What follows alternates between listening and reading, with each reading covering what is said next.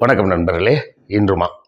இன்றுமால நாம் வேண்டான்னு நினச்சாலும் மறுபடியும் மூத்த பத்திரிகையாளரை பற்றி தான் பேச வேண்டியிருக்கு. அவர் இன்றைக்கி நேற்று ஒரு வீடியோ பேசியிருக்கிறாரு. தமிழ் மின்ட் அப்படின்னு ஒரு சேனலு. அந்த சேனலே கிட்டத்தட்ட ஒரு சங்கி சேனல் மாதிரி தான் இருக்குது. எனக்கு சரியாக தெரியல. அந்த சேனலை தொடர்ந்து நீங்கள்லாம் பார்க்குறீங்கன்னா சொல்லுங்கள், கமெண்ட்டில் சொல்லுங்கள், நானும் தெரிஞ்சுக்கிறேன். ஏன்னா அதில் வர்ற கமெண்ட்ஸ் எல்லாம் பார்க்கும்போது பெரும்பான்மையானவர்கள் யாராக இருக்கிறாங்கன்னு பார்த்தோம்னா ஓரளவுக்கு ஒரு ஐடியா கிடைக்கும்ல. பெரும்பான்மையாக கமெண்ட்டுகளில் சங்கிகள் போல தான் தோன்றுகிறது. அப்படி என்ன தத்துவ முத்தை உதிர்த்து இருக்கிறார் மூத்த பத்திரிகையாளர் மணி அப்படிங்கிறது தான் இன்றைக்கி பார்க்க போகிறோம்.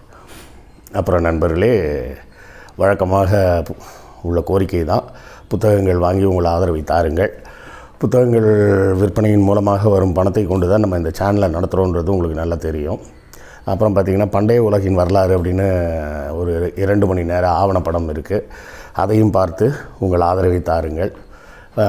3வது கோரிக்கைன்னு இல்லை, விருப்பம் இருக்கிற நண்பர்கள் என்னோட டெலகிராம் குரூப்பில் சேர்ந்து நேரடியாக என்னோடு உரையாடலாம். தினமும் மாலையில் நான் பதிலளிப்பேன். இப்போ கொஞ்ச நாளாக ஒன்றும் பதில் போட முடியல, கொஞ்சம் ட்ராவலிங்கில் இருக்கிறதுனால. பட்டு தொடர்ந்து டெய்லி பதில் சொல்லப்படும். உங்களுடைய கேள்விகளை நேரடியாக அங்கே கேட்கலாம். அடுத்தால வேறு சேனல்கள் நடத்தும் நண்பர்கள் யாராவது இந்த காணொளியை பார்க்கும்போது நான் உங்கள் சேனலில் பேசினா நல்லாயிருக்கும்னு நினச்சிங்கன்னா தாராளமாக கீழே இருக்கக்கூடிய வாட்ஸ்அப் நம்பரில் தொடர்பு கொண்டு தோழர் அமுதாவை காண்டாக்ட் பண்ணுங்கள். அப்புறம் எனக்கு இதெல்லாம் எதுவுமே முடியாது சார் அப்படின்னீங்கனாலும் பரவாயில்ல, சப்ஸ்கிரைப் பண்ணிங்கன்னா கூட அதுவே ஒரு பெரும் ஆதரவு தான். லைக் போட்டிங்கனாலும் ஆதரவு தான், கமெண்ட் போட்டிங்கனாலும் ஆதரவு தான். இந்த வீடியோவை வாட்ஸ்அப் மற்றும் வேறு சமூக தளங்களில் பகிர்ந்தாலும் அதுவும் ஒரு வகையான ஆதரவு தான். மொத்தத்தில் உங்களது ஆதரவை ஏதாவது ஒரு வகையில் எங்களுக்கு தொடர்ந்து கொடுத்துக்கிட்டே இருங்க. என்ன அப்படி ஒரு தத்துவ முத்து அப்படின்னு பார்த்தீங்கன்னா, அங்கே கமெண்ட்டில் வேறு பார்த்திங்கன்னா எல்லோரும் சங்கி, நீ ஒரு திராவிடா பையா அப்படி இப்படின்லாம் வேறு போட்டுக்கிட்டு இருக்கிறாங்க. அவர்களுக்கு ஆக்சுவலாக புரியல அவர் என்ன சொல்கிறாருன்னு. கிட்டத்தட்ட ஒரு 20 நிமிஷம் வீடியோ ஓடுது. அந்த வீடியோ முழுக்க அவர் என்ன சொல்லிகிட்டு இருக்கிறாரு, இந்தியா கூட்டணி தோற்றுரும், இந்தியா கூட்டணி ஜெயிக்காது, இவர்களுக்குள்ளே இத்தனை முரண்பாடு இருக்குது. நிதிஷ்குமார் பேசுகிறாரு, உங்களுக்கெல்லாம் ஹிந்தி தெரியாதா, நீங்களாம் இந்தியாவில் இல்லையா, இந்தியாவில் இருக்கவங்க ஹிந்தி தெரிய வேணாமா அப்படின்னு அவர் பேசுகிறாரு. இந்த பக்கம் சரத்பவார் பிரிவினை வேலைகளில் ஈடுபட்டு இருக்கிறாரு அப்படின்றதெல்லாம் லைட்டாக டச் பண்ணிவிட்டு கிட்டத்தட்ட ஒரு 10 வாட்டி சொல்லிட்டார். என்னென்ன, உதயநிதி ஸ்டாலின் சனாதனத்தை ஒழிப்பேன்னு சொன்னது இந்தியா கூட்டணிக்கு ஒரு பெரிய பின்னடைவை தரப்போகுது, அதனால் இந்தியா கூட்டணி தோற்றுரும், அதை அவங்க சனாதனத்தை ஒழிப்பேன், அது ஒரு டெங்கு, அது ஒரு கொசு அப்படின்லாம் பேசுகிறாரு. அதையும் தாண்டி ஆராசா சனாதனம் என்பது ஒரு தொழுநோய், அதை ஒழிச்சு தான் ஆகணும் அப்படின்னு பேசுகிறாரு அப்படின்னு. இப்போ இதை எந்த மாதிரிலாம் கொண்டு போய் திரிக்கிறாங்கன்னு பாருங்கள். இந்தியா கூட்டணியை ஆரம்பிக்கணும் அப்படின்றதுக்கான முன்னெடுப்புகளை செஞ்சதே திமுக தான். ஸ்டாலின் அவர்கள் தான் முதல் முறையாக அடுத்த பிரதமராக ராகுல் காந்தி வர வேண்டும் அப்படின்னு முதல்ல பேச ஆரம்பித்தது ஸ்டாலின் தான் பேசினார். இன்றைக்கி இவர் எப்படி அதை திரித்து மாற்றி சொல்கிறாருன்னு பாருங்கள். மோடி என்பது ஒரு மிகப்பெரிய பிம்பமாக கட்டமைக்கப்பட்டுள்ளது. அது ஒரு சித்தாந்த ரீதியாக சித்தாந்த மோடியை எதிர்க்க போகிறீங்களா, இந்துத்துவா மோடியை எதிர்க்க போகிறீர்களா, பணபலம் படைத்த மோடியை எதிர்க்க போகிறீங்க இப்படின்னு பல இமேஜை இவர் கட்டமைக்கிறாருன்றதே அந்த குரூப்புக்கு அங்கே இருக்கிறவங்களுக்கு ஒருத்தருக்கும் புரியல. அவர் என்ன சொல்கிறாரு, மோடி 4 வகையான பெரிய இமேஜோடு இருக்கார். அவரோட எந்த இமேஜை உங்களால் காலி பண்ண முடியும், அவரை எப்படி நீங்கள் அடிக்க போகிறீங்க, அவரை எப்படி உங்களால் காலி பண்ண முடியும், ஒன்றுமே பண்ண முடியாது. அதாவது இவர் செய்வது என்ன அப்படின்னு சொன்னால், பேசும்போது ஒரு மாதிரி மோடி எதிர்ப்பாக பேசுவது போல பேசினாலும் அவர் கட்டமைக்க விரும்புவது என்ன அப்படின்னு பார்த்தீங்கன்னா, மோடி என்பது இன்னமும் அழிக்க முடியாத ஒரு சக்தி, அவர் அந்த சக்தியை ஒன்றுமே பண்ண முடியாது அப்படின்ற ஒரு இமேஜை கட்டமைப்பதற்கு தான் அவர் தொடர்ந்து பேசிகிட்டு இருக்கிறாரு. அந்த நெறியாளரும் கேட்கக்கூடிய கேள்விகள் பூராமே அதற்கு வசதியாக இருக்கிற மாதிரி தான் ஒரு கேள்வியை கேட்டுக்கிட்டே போகிறார். அவர் நடுவில் எங்கேயுமே மோடியின் இமேஜை டேமேஜ் பண்ணுற மாதிரிலாம் எந்த கேள்வியும் கேட்கல. கேள்வி கேட்டால் தானே அவர் பதில் சொல்ல போகிறாரு. கடைசியாக ஏதோ ஒன்று கேட்டப்போ இதற்கு நான் பதில் சொல்ல விரும்பவில்லை, அப்படியே ரொம்ப டீசெண்டாக இந்தியா கூட்டணி தோற்றுருமா அப்படின்ற மாதிரி ஏதோ ஒரு கேள்வி கேட்குறாங்க, இதற்கு நான் பதில் சொல்ல விரும்பவில்லை அப்படின்ட்டார். காங்கிரஸ் தனியாக நின்றதால் தான் இந்த 5 மாநில தேர்தல்களில் காங்கிரஸ் தோல்வி அடைஞ்சது அப்படின்னு நானே சொல்லியிருக்கேன். சரியா? அவர் என்ன சொல்கிறாரு, இந்த 5 மாநில தேர்தலின் தோல்வியே இந்தியா கூட்டணிக்கு ஒரு பயத்தை கொடுத்துருக்கிறது அப்படின்றார். ஒரு செய்தியை நேர்மையான முறையில் பார்க்கணும். இந்த தோல்வி இந்தியா கூட்டணியின் தோல்வி இல்லை, அது காங்கிரஸின் தோல்வி. காங்கிரஸ் தனியாக நின்றதால் அடைந்த தோல்வி தானே தவிர இதற்கும் இந்தியா கூட்டணிக்கும் எந்த சம்மந்தமும் கிடையாது. அவர் திரும்ப திரும்ப அந்த காணொலியில் பேசும்போது என்ன சொல்கிறாரு, எல்லோரும் முரண்பட்ட சித்தாந்தத்தை கொண்டவர்கள் தான், இல்லை என்று யாரும் சொல்லவில்லை. அதை ஆனால் நமக்கு முன்னால் இருக்கும் ஒரு பொது எதிரியை காலி பண்ணணும் அப்படின்றத சௌரியமாக மறைச்சிக்கிறார். அதை மறைத்து விட்டு இவருக்கு எதெல்லாம் வசதியாக இருக்குமோ அதெல்லாம் பேசுகிறார். அதில் குறிப்பாக அவர் திரும்ப திரும்ப திரும்ப நான் தான் சொல்லுவேனே, இவங்க எல்லாம் நிறைய பேர் புரிஞ்சிக்காமையே பேசுகிறாங்க. அவர் ஆக்சுவலாகவே அவர் திமுக ஆதரவாளர் அப்படின்லாம் வேற பேசுகிறாங்க. இந்த திமுக ஆதரவாளர்னு சொல்லி அவங்க கட்டமைக்கக்கூடிய பிம்பமே எதற்கு அப்படின்னு சொன்னால், திமுக ஆதரவாளராக இருக்கும் அவரே சொல்கிறாரு தோற்று போயிடும் அப்படின்னு சொல்கிறாருன்னு ஒரு இமேஜை கட்டமைக்க விரும்புவது தான் இதோட பேச்சுக்களின் துணி. அந்த ஒரு 20 நிமிஷம் வீடியோவில் ஒரு 4 வாட்டி 5 வாட்டி சொல்லிட்டார், இந்தியா கூட்டணியில் எத்தனை கட்சி இருக்குது, 28 கட்சி இருக்குது, இதில் எல்லாத்தையும் விட்டுட்டு டிஎம்கேவால் தான் இந்தியா கூட்டணி தோக்க போகுது, திமுகவில் உதயநிதி இப்படி பேசுகிறாரு, ராஜா இப்படி பேசுகிறாரு, அதனால வட இந்தியாவில் அதுக்கு பெரிய எதிர்ப்பு வந்துட போகுது, அதனால அந்த எதிர்ப்பின் காரணமாக இந்தியா கூட்டணி தோற்றுரும். ஆக மொத்தத்தில் என்ன, இந்தியா கூட்டணி தோற்க வேண்டும், அது தோத்தா அதற்கு காரணம் திமுக தான் சொல்லணுன்றது அவரோடது ஆசையாக இருக்குது. ஆனால் உண்மை கள நிலவரம் என்ன அப்படின்றத பார்க்கணும். இப்போது இந்த 22ஆம் தேதின்னு நினைக்கிறேன், ராமர் கோயிலை திறக்க போகிறாங்க. இதில் மோடிக்கு மிகப்பெரிய அடி உழப்போகுது. அதுதான் முக்கியமாக நம்ம பார்க்கணும். என்ன அடி உழப்போகுது அப்படின்னு பார்த்தீங்கன்னா, மோடி இன்னும் சொல்லப்போனால் அந்த கோயிலே முழுசாக கட்டி முடிக்கலை. சரியா? அதுக்குள்ளேயே திறந்துட போகிறாங்க. அந்த கோயிலில் அந்த கர்ப்பகிரகம்னு சொல்கிறாங்களே அந்த பகுதியை மட்டும்தான் கட்டி முடிச்சிருக்காங்க போல இருக்குது. இப்போ மோடி என்ன பண்ண போகிறாரு, ஊர்வலமாக ராமர் சிலையை கொண்டு உள்ள பிரதிஷ்டை பண்ண போகிறார்.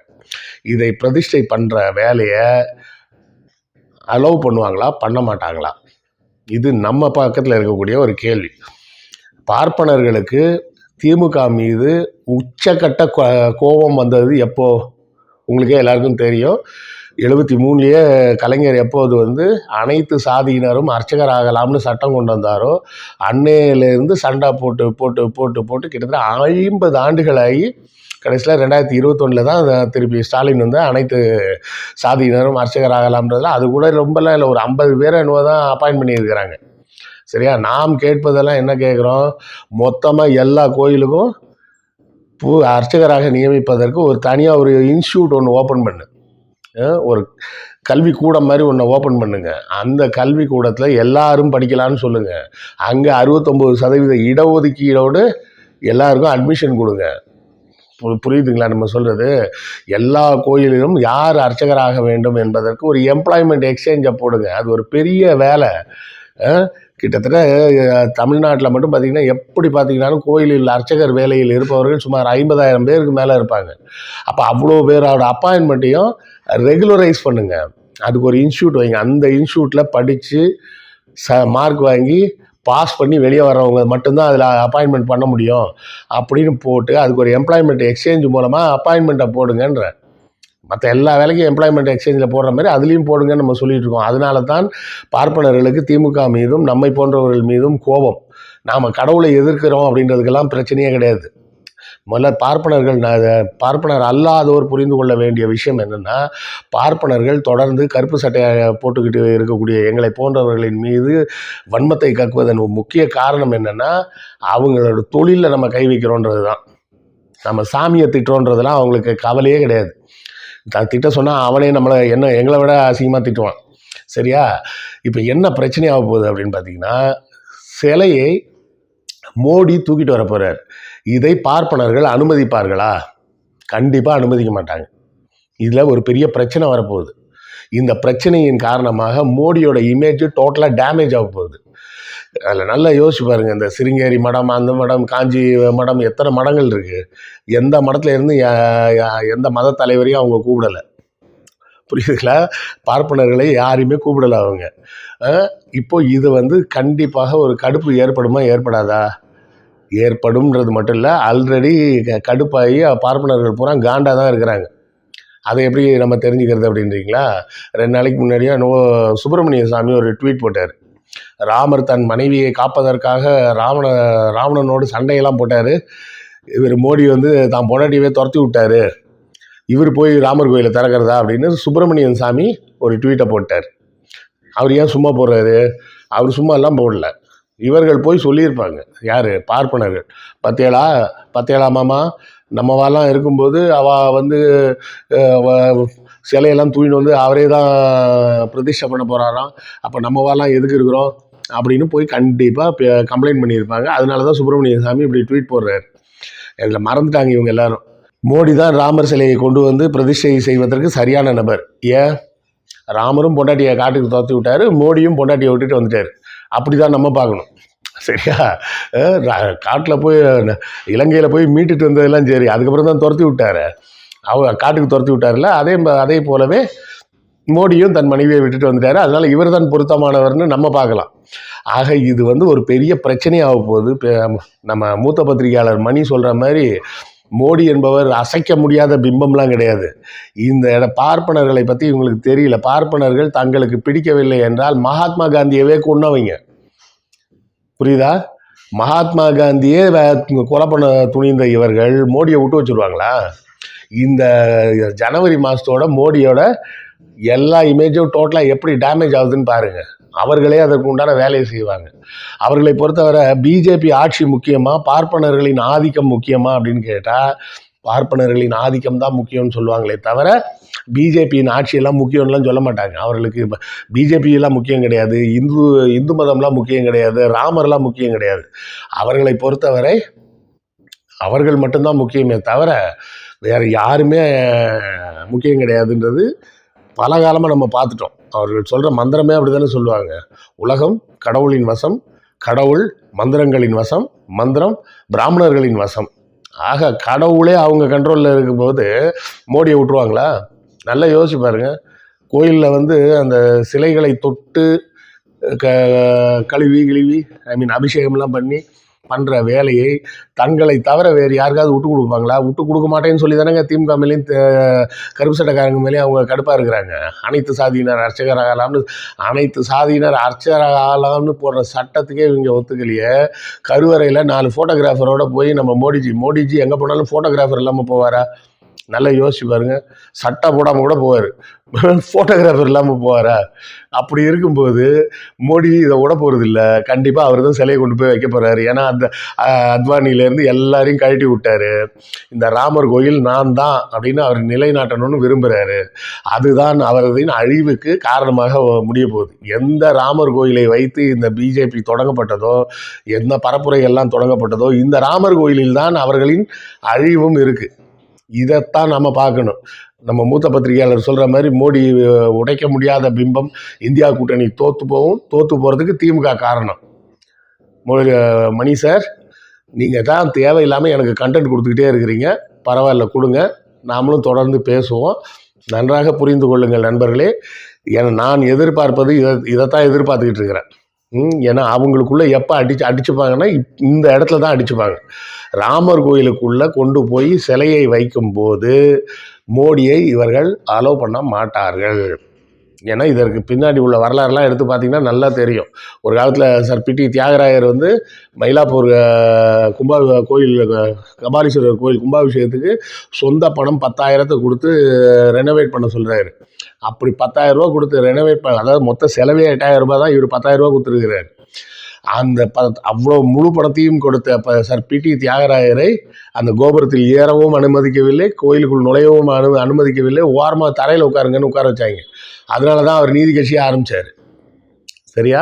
நீதி கட்சி ஆரம்பித்ததே இப்படி தான். அப்படின்றப்போ இந்த இடத்தில் மோடியாக இருந்தாலும் அவங்க டேடியாக இருந்தாலும் அவங்க கோயிலுக்குள்ளே விடமாட்டாங்க.